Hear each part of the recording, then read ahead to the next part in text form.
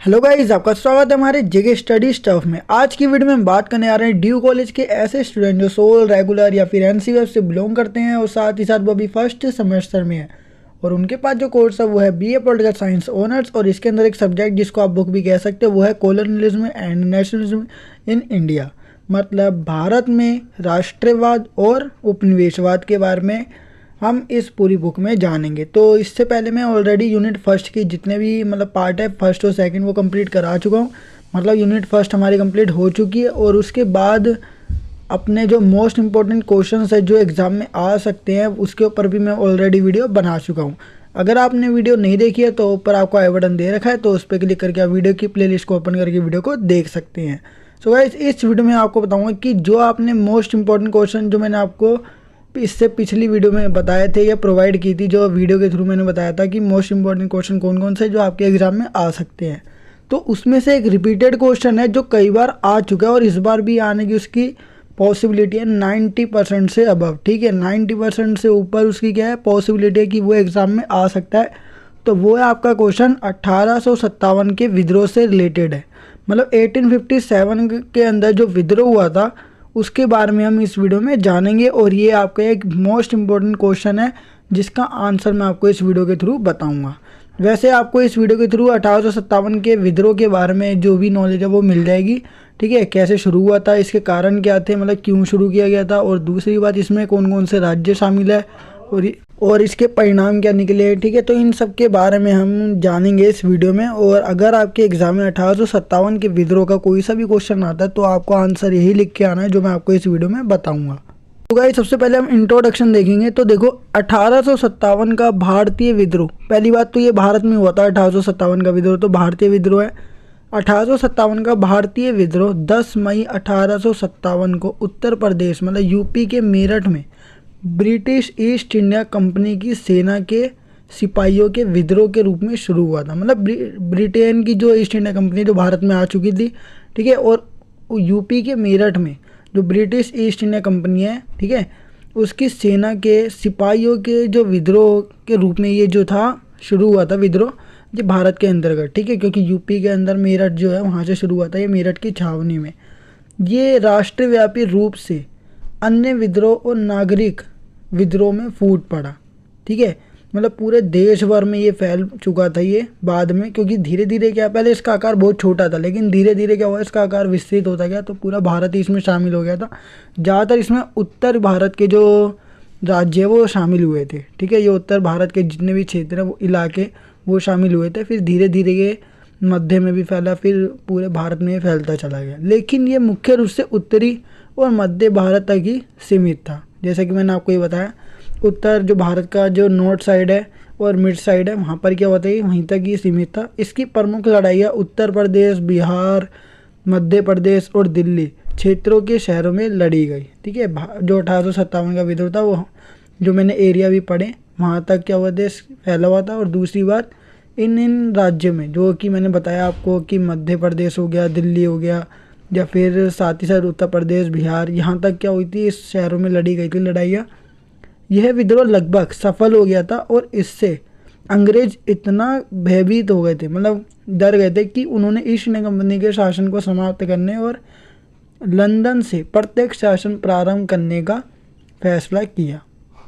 मतलब इस विद्रोह से ना अंग्रेज़ों को चुनौती मिली थी और मतलब इस विद्रोह ने अंग्रेज़ों को चुनौती दी और उसके बाद अंग्रेज़ क्या हो गए थे, जो ईस्ट इंडिया कंपनी अपने भारत में थी, जो व्यापार के मकसद से आई थी, लेकिन भारत की राजनीति, आर्थिक और जितनी भी शक्तियाँ थी उन्होंने क्या कर ली थी, छीन ली थी और वो खुद रूल करने लग गए थे भारत के अंतर्गत। तो क्या हुआ, जितने भी मतलब अंग्रेज़ जितने भी थे वो सारे के सारे भयभीत हो गए थे और उन्होंने लंदन में अपनी शासन व्यवस्था को शुरू करने की कोशिश की और वो यहाँ से चले गए थे।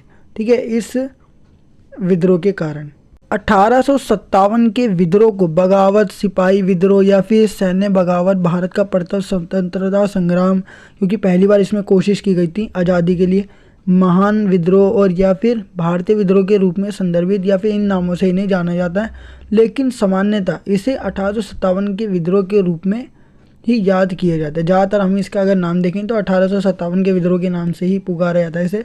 इसमें उत्तरी और मध्य भारत के अन्य क्षेत्रों के अलावा बंगाल हो गया, बंगाल का जो बंगाल राज्य है, ठीक है, बॉम्बे प्रेसिडेंसी और साथ ही साथ मद्रास प्रेसिडेंसी काफ़ी हद तक शांत रहे। ठीक है, अब पंजाब में सिख राजकुमारों ने सैनिक और सहायता दोनों प्रदान करके कंपनी का समर्थन किया। ठीक है, पंजाब में जो सिख है राजकुमारों ने क्या करा था, सिख राजकुमारों ने जो अपनी सैनिक है और साथ ही साथ उनको सहायता दोनों प्रकार के जो कंपनी के समर्थन किया था। बड़ी रियासतों जैसे कि हैदराबाद, मैसूर और त्रावणकोर और कश्मीर के साथ साथ राजपूताना राज्य भी विद्रोह में शामिल नहीं हुए। अवध जैसे कुछ क्षेत्रों में, मतलब जो अवध है अपना, ठीक है, उसके जैसे कुछ क्षेत्रों में ये विद्रोह ना केवल सैनिकों का विद्रोह बन गया बल्कि नागरिक आबादी के द्वारा भी ये एक जन विद्रोह बन गया था। ठीक है, नागरिक जनसंख्या की इतनी आबादी थी कि ये जन विद्रोह भी बन गया था। हालांकि पहले इसे विद्रोह से इस तरह से विद्रोह करने का विचार नहीं था, लेकिन बाद में झांसी की रानी जैसे कई नेताओं जिन्होंने अपने प्राण की आहुति दे दी, ये सभी विद्रोह में शामिल हो गए, जिसने भारत में एक राष्ट्रवादी आंदोलन के एक सामान्य चरित्र को धारण कर लिया था। ठीक है, पहले इसका आकार बहुत छोटा था, फिर बाद में इसमें कई नेता शामिल हो गए, झांसी की रानी ने अपनी आहुति दे दी प्राणों की, तो ये सब हुआ। और अवध जैसे कुछ राज्य जो है ना, अवध हो गया, और ये जो थे इस विद्रोह में शामिल हो गए थे। और ये जो अपना 1857 का विद्रोह था ये केवल उत्तर और मध्य तक ही सीमित था, लेकिन बाद में क्या होता है इसका आकार बढ़ता गया था, वो भी हम पढ़ेंगे।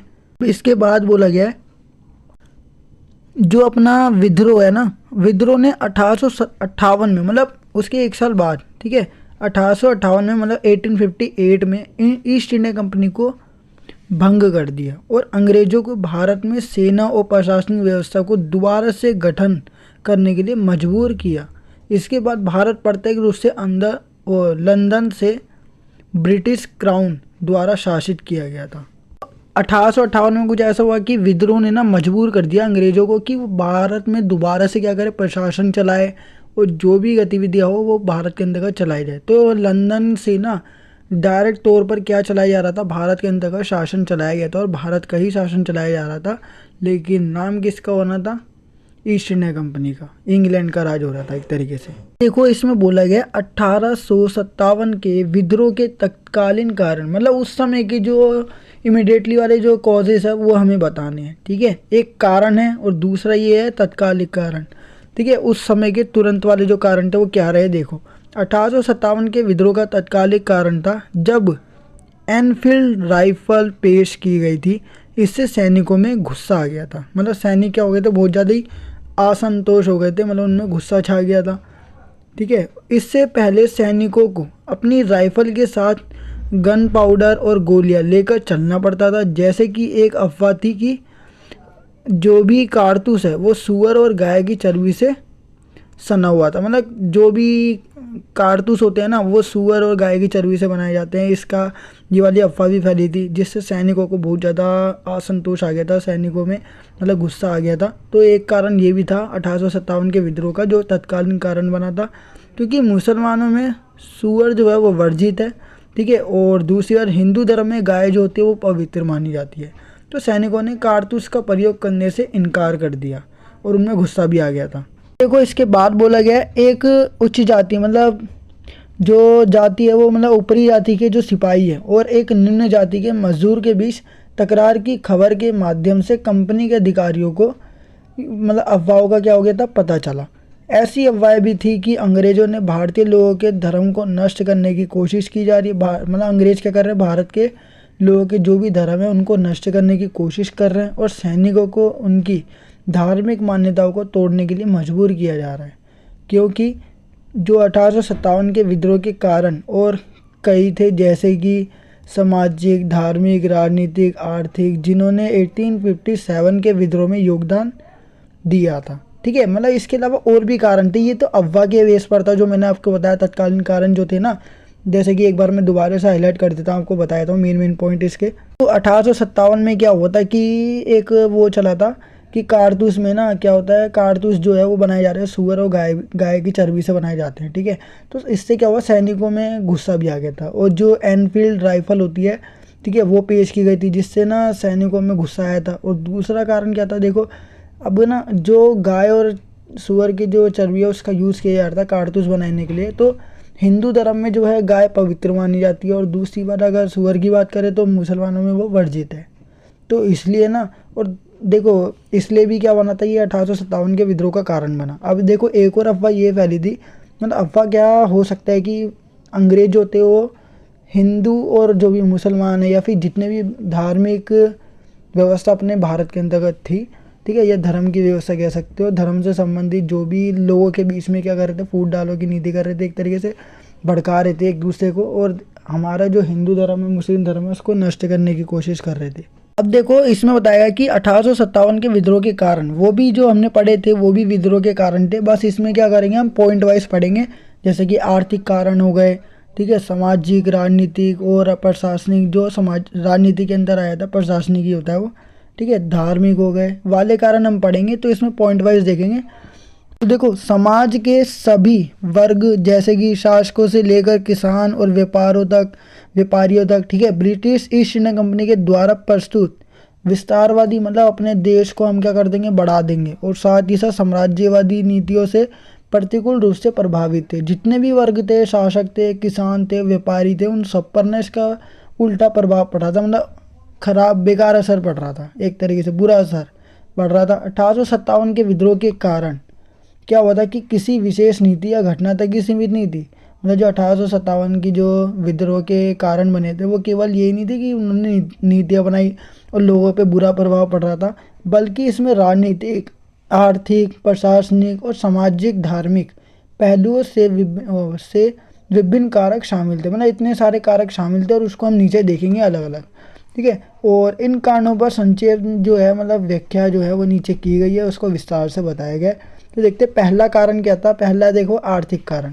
अब आर्थिक कारण के अंदर हम पॉइंट पढ़ेंगे, ब्रिटिश ईस्ट इंडिया कंपनी के द्वारा शुरू की गई भू राजस्व की नीतियों के तहत, मतलब भूमि के राजस्व के लिए बहुत सारी नीतियाँ बनाई थी, ठीक है। तो वो अंग्रेज़ों के द्वारा बनाई गई थी, ब्रिटेन की जो ईस्ट इंडिया कंपनी है उसके द्वारा शुरू की गई थी। इसमें क्या होता था कि किसानों से ना बहुत ज़्यादा कर वसूला जाता था और बहुत भारी कर वसूला जाता था।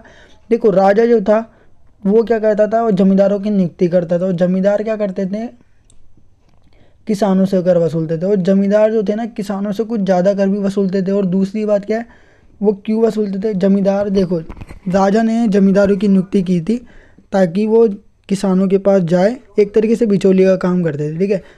जमींदार जो थे वो कहाँ जाते थे, किसानों के पास, और कर वसूलते थे। लेकिन राजा ने अगर उनको बोला है कि इतना कर वसूल के लाओ, तो जितना कर उनको बोला गया है ना जमींदारों को वसूलने के लिए, वो उससे कई ज़्यादा कर वसूलते थे ताकि वो अपनी जेब भी भर सके, ठीक है। अपनी पॉकेट को भरने के लिए राजा जितना मंगाता था उससे कई ज़्यादा वो किसानों से मांगते थे, ठीक है। इसी कारण ना ये कहा जाता है कि किसानों से भारी कर वसूल किया जाता था, जिसके लिए उन्हें साहूकार या व्यापारियों से उच्च ब्याज पर ऋण प्राप्त होता था। भुगतान न करने की स्थिति में साहूकार के द्वारा उनकी भूमि को जब्त कर लिया जाता था, जिससे वे आजीविका के स्रोतों से वंचित हो गए, ठीक है ना, पैसे कमाने के लायक रहे वो।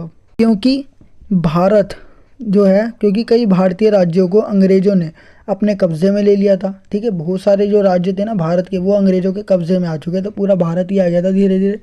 इसलिए शासक अब कारीगरों और शिल्पकारों के संरक्षण नहीं बन पाए, ठीक है, जिसके कारण वे दुखी हो गए, ठीक है। अब ये वाला बता रखा है। अब इसके बाद अपना बोला गया ब्रिटिश ईस्ट इंडिया कंपनी की आर्थिक नीतियों से भारतीय उद्योगों या हस्तशिल्प जो होते हैं उन नष्ट हो गए थे, ठीक है। भारत के उद्योगों का पतन हो गया था और हस्तशिल्प जो भी उद्योग थे वो भी ख़त्म हो गए थे।